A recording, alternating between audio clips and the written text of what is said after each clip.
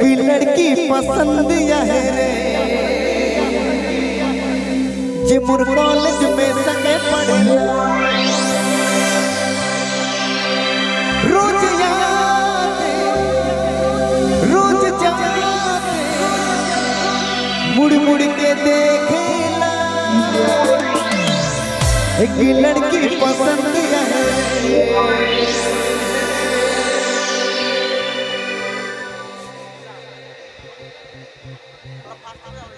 Hello ताली तो बजा दीजिए।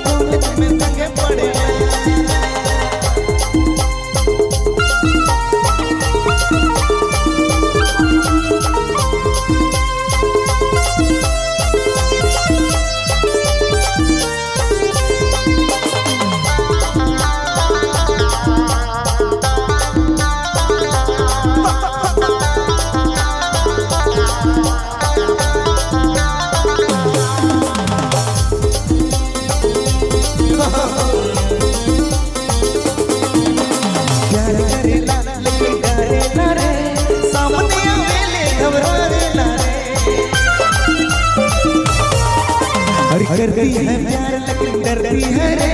सामने आने से घबराती है रे एक लड़की पसंद है रे जो मोर कॉलेज में संगे पढ़ेला एक लड़की पसंद है रे जो मोर कॉलेज में संगे पढ़ेला रोज आते रोज जाते मुड़ मुड़ के देखेला लड़की पसंद है रे जो मोर कॉलेज में संगे पढ़ेला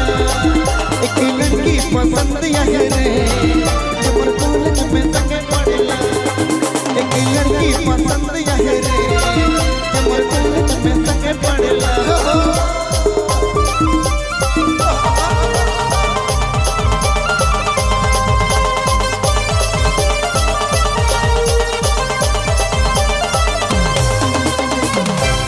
धन्यवाद।